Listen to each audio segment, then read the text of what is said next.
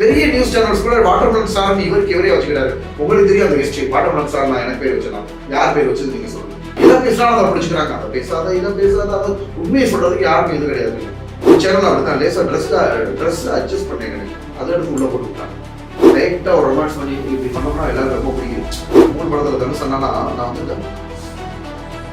ஒவ்வொரு மசில்ஸும் துடி கண்ட்ராக்டாகி தனியாக நிற்கும். அப்புறம் இப்போ வானம் டாக்கிஸ் எல்லாத்தையுமே ஒரு பெரிய வணக்கம். நான் தான் உங்கள் விஜய் பாண்டி. ஸோ இப்போ நம்ம கூட யார் இணைஞ்சிருக்குன்னு பார்த்தீங்க அப்படின்னா ரீசெண்டாக பயங்கர ஒரு பேசு பொருளாக இருக்கக்கூடிய ஒரு நபர் தான். ஸோ நம்ம வாட்டர்மெலன் ஸ்டார் அப்படின்னு சொல்லக்கூடிய நம்ம திவாகர் சார் தான் நம்ம இன்னைக்கு கூட இணைஞ்சிருக்காரு. சார் வணக்கம், நல்லா இருக்கீங்களா? வணக்கம்மா. டிப்பு அரக்கன் அப்படின்ற ஒரு வார்த்தையை விட்டுட்டீங்க. கண்டிப்பாக சார். அதை வந்து நான் சொல்கிறதுக்கு பதிலாக நீங்களே சொன்னது ரொம்ப நல்லா இருக்கும். நீங்களே சொல்லிடுங்களேன். அதை தமிழ்நாட்டின் நட்டிப்பு அரக்கன் doctor T Diwakar BPT. Super sir. Okay sir. இதை நீங்கள் கேட்ட மாதிரி நிறைய பேர் சார் இது திருப்பி சொல்லுங்க அப்படின்னு கேட்டு ரசிக்கிறாங்கம்மா. ஸோ ரொம்ப ஹாப்பியாக இருக்கு. ஆக்சுவலா பாத்தீங்க அப்படின்னா நீங்க வந்து ஒரு டாக்டர், உங்களுக்கு எப்படி இந்த நடிப்பு மேல ஆர்வம் வந்துச்சு? நடிப்பு மேல வந்து நம்ம 6வது 6th ஸ்டாண்டர்ட் படிக்கிறப்பே மைக்கு தூக்கியாச்சு. ஓகே ஓகேங்களா. 1999 6th ஸ்டாண்டர்ட் படிக்கிறப்பே மைக்கு பிடிச்சது. அதுக்கப்புறம் காலேஜ்லயும் கண்டினியூ ஆச்சு. அப்புறம் நிறைய போட்டிகளை கலந்துக்கிட்டோம். அப்பவே ஆர்வம் வந்துருச்சுமா. அதுவும் நான் படிச்ச நிறுவனம் பெரிய நிறுவனம், சேசு சபை சேர்ந்த நிறுவனம். அங்க வந்து பாத்தீங்கன்னா கூத்துப்பட்டறைய மிஞ்சக்கூடிய ஒரு நடிப்பு. யாரையும் குறை சொல்ல விடலங்கண்ணே. நடிப்புன்றது ஒன்றும் இல்லை. நீங்களா அனைமா 90s கிட்ஸாக என்னன்னு தெரியல. அந்த அப்போல்லாம் வந்து பார்த்தீங்கன்னா டியூஷன் போகாமலே இப்போ 500னா 450 மார்க் வாங்குவான். டியூஷன் போகிறவன் வந்து பார்த்தீங்கன்னா கொஞ்சம் சுமாராக படிக்கிறவங்க தான் போவாங்க. நல்லா படிக்கணும் டியூஷனே போகவே மாட்டான். ஓகேங்களா. அது மாதிரி நாடகம்ன்றது கூத்துப்பட்டறை போய் கற்றுக்கணும்னு தேவையே கிடையாது. இயற்கையான அது ஒரு திறமை. படிப்புன்றதுல அது ஒரு கருத்து, மெமரி பவர். அது மாதிரி நாடகன்றது டைலாக் டெலிவரி, மெமரி பவர், கொஞ்சம் பிரெயின், அதுவுமே நல்லா அறிவு வேணும் நாடகத்துமே. அதுவும் நான் தப்பாக சொல்லலை. நாடகமாக இருக்கட்டும், நடிப்பாக இருக்கட்டும், அப்போ வந்து அது இயற்கையாகவே நம்மக்கிட்ட இருக்கு. ஓகேங்களா. அப்போ ஸ்கூல் லைஃப்லையுமே வந்து பார்த்தீங்கன்னா நிறைய போட்டிகளை கடந்து உள்ளுக்குள்ள இருக்க போட்டிகளையும் கடந்து ஆரம்பத்திலேயே ஸ்கூல்லேயுமே இந்த மாதிரி நடிக்கிறோம் நிறைய பேர் ஆர்வமாக இருப்பாங்க. எல்லாருக்கும் வாய்ப்பு கிடைக்காது.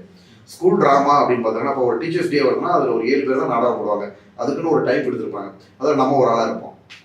அந்த வாய்ப்பு வாங்குறதுக்குமே நம்மளோட இவங்க முன்னாடி நடிச்சு காமிச்சு அவங்களுக்கு பிடிச்சி நம்மளுக்கு ஒரு கேரக்டர் கொடுத்து படத்துல எப்படி ஆரம்பத்தில் ஒரு சீன் வரும். அது மாதிரி ஃபர்ஸ்ட் முரசு தட்டுறவனா தான் நான் வந்தேன் நாடகத்தில். முரசு தட்டுறவனா அவ்வளோதான். பெரிய நாடகம் ஸ்கிரிப்ட் எனக்கு வந்து ஒரே அந்த ஒரு சீன் தான் கொடுக்குறாங்க. அப்போ முகத்தை காட்டுல ரிவீல் பண்ணுறேன். முரசா ஒரு 1 மணி 2 மணி நினைக்கிறேன். இதனால் நாட்டு மக்களுக்கு அறிவிப்பது என்ன பண்றாங்க டாக்டர் அடிச்சு அடியில முரசே திருச்சு. கொஞ்சம் ஃபோர்ஸ் வேகமா இருக்கும். நடிச்சு இதனால் நாட்டு மக்களுக்கு அறிவிப்பது என்னவென்றால் நல்லா ஞாபகம் இருக்கு. ஸோ அந்த மாதிரி முரசு தட்ட வேற வந்தேங்க. அடுத்த நானே லீடர் ஆகிட்டேன். நம்ம தான் கதை நாடக போட்டின்னு எழுதி போட்டுருவாங்கல்ல. அப்போ ஸ்கிரிப்ட் பசங்களெல்லாம் கூப்பிட்டு அடிவா உனக்கு இது மேக்கப். அப்போலாம் ரோஸ் பவுடர் யூஸ் பண்ணுவோம். ஓகேங்களா. ரோஸ் பவுடர் யூஸ் பண்ணுவோம். கறி எடுத்து மூஞ்சியில் பூசுவோம். ஒவ்வொருத்தருக்கும் ஒரு மாதிரி எல்லாருக்கும் மேக்கப் போட்டு விட்டு நாடக போட்டினா அவங்க எப்படி தெரியுமா கண்டு கொடுப்பாங்க. மேக்கப்புக்கு ஒரு மார்க்கு, கருத்துக்கு ஒரு மார்க்கு, தலைப்புக்கு ஒரு மார்க்கு, நடிப்புக்கு ஒரு மார்க்கு. இதெல்லாம் சேர்ந்தாதான் நாடக போட்டி. எல்லாம் சேர்த்து உங்களுக்கு எவ்வளவு மார்க் வந்துச்சு? அதெல்லாம் நமக்கு தெரியாது. ஜட்ஜுக்கு தான் தெரியும். என்னென்ன போடுவாங்க. ஜட்ஜு 3 பேர் உட்காந்துருப்பாங்க. உள்ள ஸ்டாஃப்ஸ் அவங்க ஒன்று பிரிச்சு எழுதி வச்சு பார்த்து போடுவாங்க. நம்மளுக்கு அவங்க என்ன பண்றாங்கன்றது தெரியாது.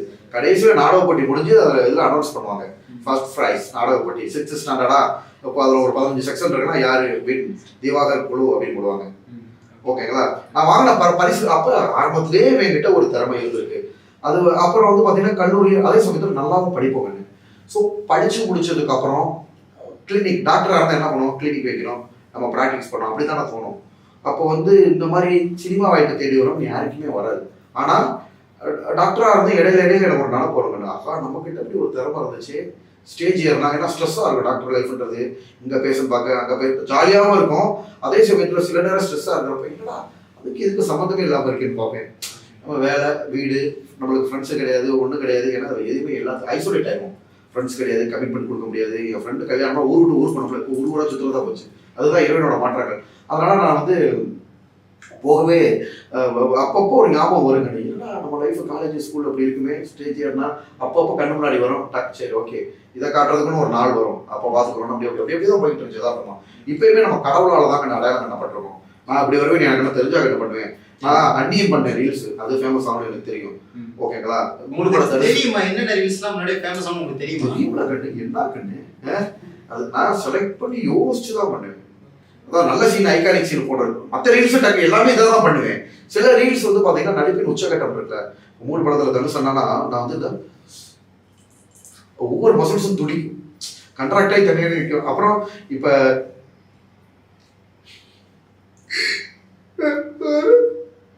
அழுகுறோம்னா மசில்ஸை பாருங்க, எக்ஸ்பிரஷன்ஸை பாருங்க, அந்த அழுகுறதுன்றது எப்படி வருது பாருங்க. அப்போ இது வந்து என்னன்னா எல்லாத்தையும் ரீச் ஆகும். எக்ஸ்பிரஷன்ஸ், நம்ம நடிப்பு, நம்மளுக்கு தெரியும் ஏதோ போட்டா. அதே மாதிரி அண்ணியன்னு உனக்கு டக்கு ட்ரான்ஸ்ஃபர்மேஷன் சீன் போட்டுல அந்த 5 பேர் அப்படின்னு நம்ம பேசுறோம்லப்பா. இதெல்லாம் வந்து அந்த டிரான்ஸ்ஃபார்மேஷன் சீன் கொடுக்குறதுலாம் கஷ்டம். ஓகேங்களா? ஸோ நடிகர்களுக்கே வந்து பார்த்தீங்கன்னா ஆக்சுவலாக இதுக்கும் வர எதை பேசுறதுனே தெரியல. இது ஒரு வளர்ச்சியோட உச்சகட்டம் தான். எதை பேசினாலும் அதை பிடிச்சிக்கிறாங்க. அதை பேசாத, இதை பேசாத, அதை உண்மையை சொல்றதுக்கு யாருக்கும் இது கிடையாதுன்னு. சில நேரங்கள் நடிகர்களே கூட நிறைய டேக் எடுத்து பண்ணிருக்கலாம். அதை அவங்களை குறை சொல்றதுக்காக சொல்லலங்கன்னு.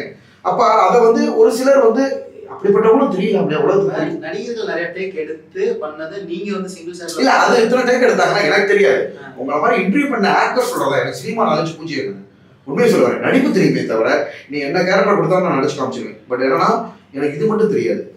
என்ன சொல்ல வர்றது, யாரு என்ன சினிமா ஆக்டர்ஸோட பின்பலம், நடிப்பு, ஷூட்டிங், அதெல்லாம் தெரியாது. ஓகேங்களா? ஸோ எனக்கு தெரியும் எதை போட்டால் கிளிக் ஆகும், நடிப்பின் உச்சகட்டம் என்னென்ன நடிப்பு பண்ணால் நல்லா இருக்கும், எது பண்ணால் பசங்களுக்கு டேஸ்ட்டாக இருக்கும். குழந்தைங்கள்ல இருந்து 2K கிட்ஸ்ல இருந்து 90s கிட்ஸ்ல இருந்து 80s கிட்ஸ்ல இருந்து எல்லாரையும் ரசிக்கிறாங்க. அதுக்கு காரணம் என்னன்னா நம்மளோட வே ஆஃப் ப்ரெசன்டேஷன். இதை பண்ணுனா, இதை போய் ப்ரெசென்ட் பண்ணா மக்களுக்கு பிடிக்கும்.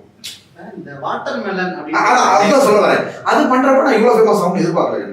என்னன்னா சாப்பிட்டோம், ஒரு ஃபேஷியல் எக்ஸ்பிரஷன்ஸ் கொடுத்தோம், ரீச் ஆச்சு. அதெல்லாம் கடவுளோட சரி, நம்ம கையில எதுவுமே இல்லை. கடவுள் வந்து காட்டுது, டே இங்க இருக்கான் தமிழ்நாடே கலைத்துறையே, உனக்கு தேவையான ஆள் இங்க ஒருத்தர் இருக்கான், மட்டன் சாப்பிட்டுக்கிட்டு மதுரையில ஒரு இடத்துல ஒரு கிராமத்துல பேச பார்த்துட்டு இருக்கான். கூடிய சீக்கிரம் கொண்டு வந்து இங்க நிக்க வேண்டாம். நானே எதிர்பார்க்கல. அது வந்து கடவுள் வந்து நம்மள தர்பூசணி அவதாரம் எடுத்து காட்டுறாங்க. ஏன்னா சும்மா அப்படி வராது. நான் அது ஃபேமஸ் ஆகணும்னு எதிர்பார்க்கல. நான் உண்மையை சொல்ல வரேன், எனக்கு அந்த சீன் பண்ணணும்னு ஆசை. நானுமே சூர்யா சார் மாதிரி பண்ணிருக்க மாட்டேன். சார் வந்து இப்படி பண்ணுவாரு, நான் பண்ணது வந்து இப்படி பண்ணேன். ஓகேங்களா? ஏன்னா இவ்வளவு தூரம் ஃபேமஸ் ஆகும்னு தெரியாது. அதுவுமே அர்ஜென்ட்டா எடுத்துப்பட்ட ரீல்ஸ் தான், அவசர அவசரமா எடுத்துப்பட்டதான். அடுத்த பேச பார்க்க போறேன்.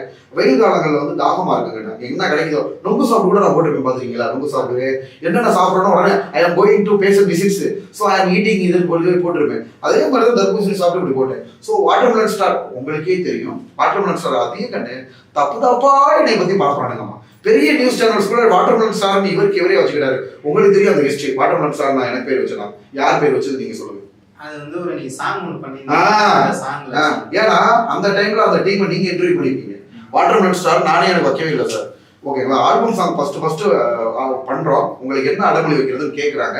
ஸோ அந்த கார்பின் தான் எனக்கு வச்சோம். அப்படி கார்பின், பாலன், கோரியோகிராஃப் ராஜா, இவங்க தான் என்ன பண்ணாங்க, ஆக்டிவிட்டிஸ் இதில் எதில் ஃபேம் ஆனாரோ வாட்டர்மெலன் ஸ்டார்னு போட்டு கடைசியில் தமிழ்நாட்டுக்கே ஒரு ஸ்டாரை கொடுக்குன்றது எனக்கு அப்போ தெரியல.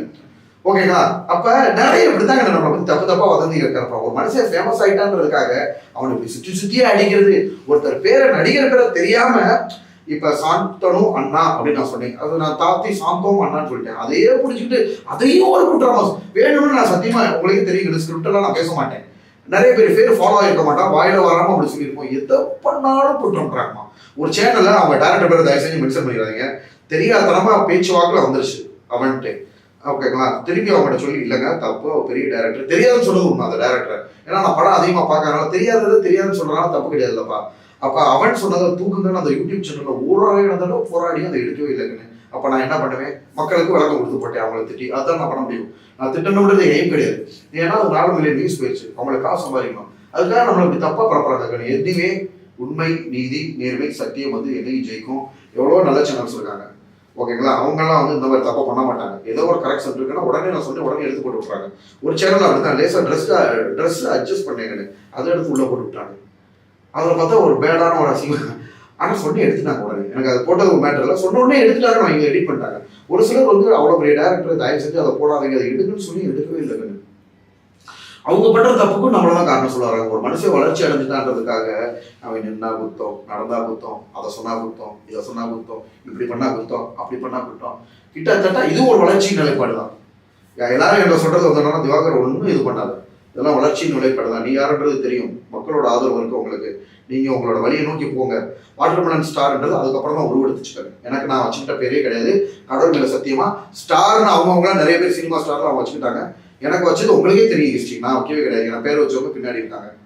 ஓகேங்களா? ஸோ இறைவனால தான் நான் எனக்கு வாட்டர்மெலன் ஸ்டார் வருவேன்றது எனக்கு தெரியாது. இந்த சீனு ஃபெமிலியர் ஆகும் தெரியாது. எல்லாமே கடவுள் கையில் இருக்கு. கடவுளோட பரிமாற்றத்தால் மட்டும்தான் நான் இதுக்கு வந்திருக்கேன். இப்போ வந்து உங்களுடைய அந்த ரோல் மாடல் ஒருத்தர் இருப்பாங்க நடிப்புக்கு, யார் உங்களுடைய ரோல் மாடல்? அந்த மாதிரி யாரும் எடுத்தது இல்லைம்மா. என்ன ரீசன்னா படங்கள் அதிகம் பார்க்கறது இல்லை. காலேஜ் முடிச்சதுக்கப்புறம் நான் சுத்த பூஜ்ய கண்ணு. நடிப்பு நல்லா தெரியுமே தவிர நீ என்ன சீனை கொடுத்தாலும் நடிச்சு காமிச்சிடுறேன். இப்போ ஒன்றும் இல்லை, லேட்டஸ்ட்டாக ஆதித்யா டிவி சேனல் இருக்கு, அதில் மகா நடிகன்ற ப்ரோக்ராம் நான் தான் ஆக்டர்.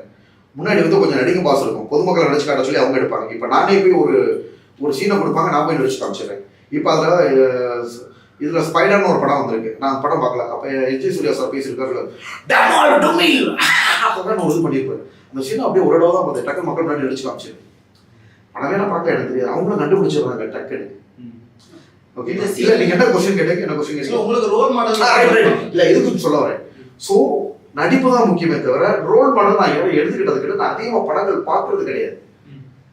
அதிகமாக படங்கள் பார்க்கறதுனால நான் அப்படி ரோல் மாடல் இவங்க மாதிரி பண்ணணும் கிடையாது. நான் எனக்குன்னு வர்ற ஓன் ஸ்டைல பண்றேன், அவ்வளவுதான்.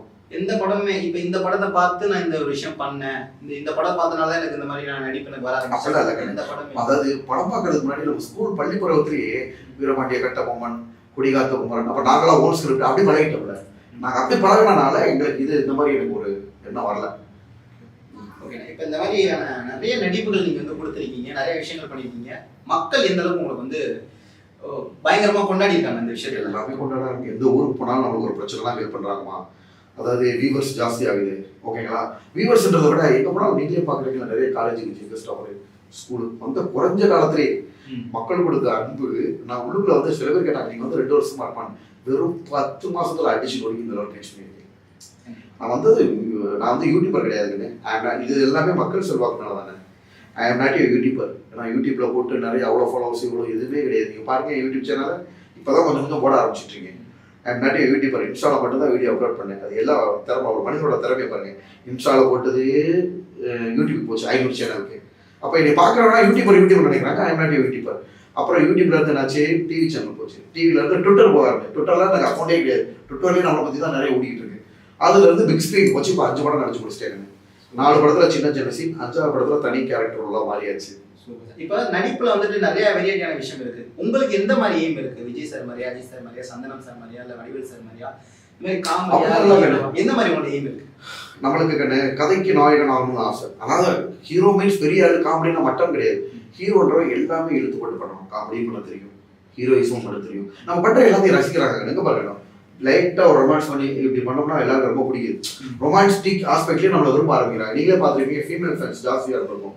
நிறைய பேர் எல்லாருக்கும் அந்த ஒரு கொடுப்பனை இருக்குமான்றது தெரியல. கடவுள் கொடுத்த வரம்னு சொல்லலாம். நம்ம என்ன பண்ணாலும் மக்கள் ரசிக்க ஆரம்பிச்சிட்டாங்க. அதுதான் ஹீரோயிசம்.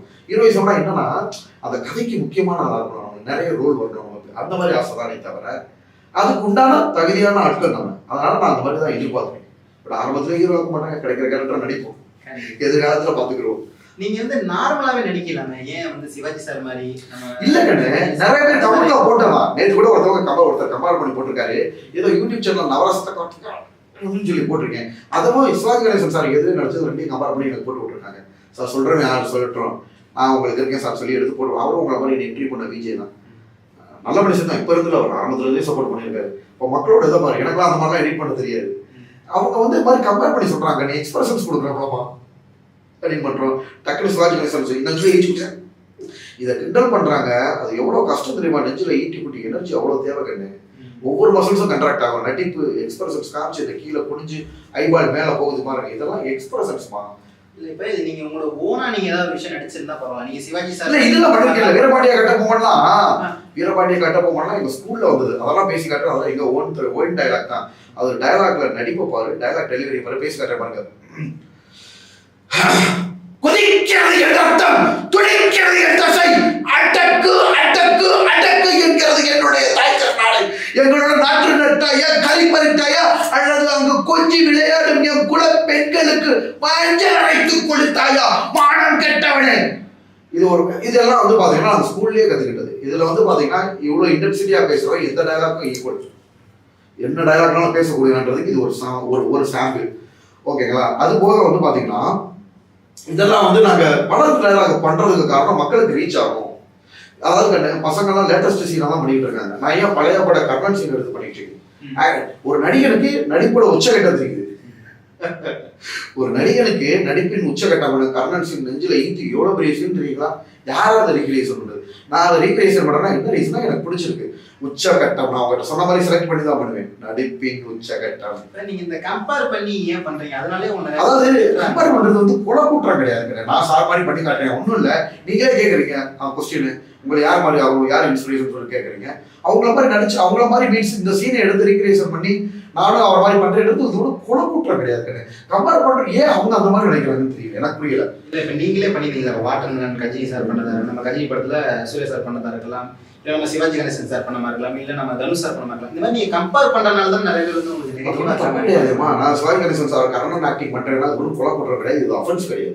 பொறாமையில சொல்ற வார்த்தைகள் கிடையாது. கம்பேர் பண்றப்ப அவங்களுக்கு இல்ல அவங்களுக்கு என்ன கஷ்டம் அதுன்னு கேட்கறேன். கம்பேர் ஏன் அவங்களும் அந்த மாதிரி கம்பேர் பண்ண வேண்டியது நான் போய் வேணாம் சொல்ல போறேன். முதல்ல அந்த மாதிரி கேட்கறதே தப்பு கிடையாது. இது வந்து கிரிமினல் அஃபென்ஸ் கிடையாது, வேர்ட் அஃபென்ஸ் கிடையாது. அவர் மாதிரி நான் பண்ணி காட்டுறேன்னு சொல்றவங்களுக்கு அந்த தைரியம் இருக்கான்னு எனக்கு தெரியல. ஏன் அவர் அதே மாதிரி பண்ண வேண்டியதானே? என்னை சொல்றாங்கல்ல, சொல்ற நபர் போய் நானும் அவர் மாதிரி நான் பண்ணி காட்டுறேன் எனக்கு இருக்குன்னு சொல்லி அவர் கான்ஃபிடண்டா பண்ணா அவர் 4 நாட்கள் பார்ப்பாங்க. அவர் அடுத்தவங்களை வந்து நீ பண்ணாத அப்படின்னு சொல்றதான் முதல்ல தப்பு. இவங்களை வந்து நீ அதை பண்ணாத இதை பண்ணாத, இது வந்து சுதந்திர இந்தியா கண்ணு.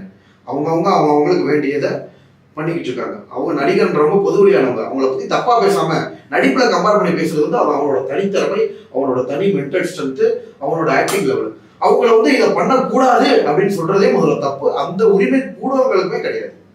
கண்டிப்பாக நீங்கள் இன்னும் மென்மேலும் மறணும்னு சொல்லிட்டு என்னுடைய சார்பாகவும் வானம் டாக்கீஸ் நேயர்கள் சார்பாகவும் வந்துட்டு நாங்கள் வந்து மனதார வாழ்த்துக்கிறோம். நன்றி, வணக்கம். ஏ சக்தி, நான் உன்னை விரும்பல, உங்களை ஆசைப்படல, நீ அழகா இருக்கேன்னு நினைக்கல. பட் இதெல்லாம் நடந்த போது பயமா இருக்கு. யோசிச்சு சொல்லு.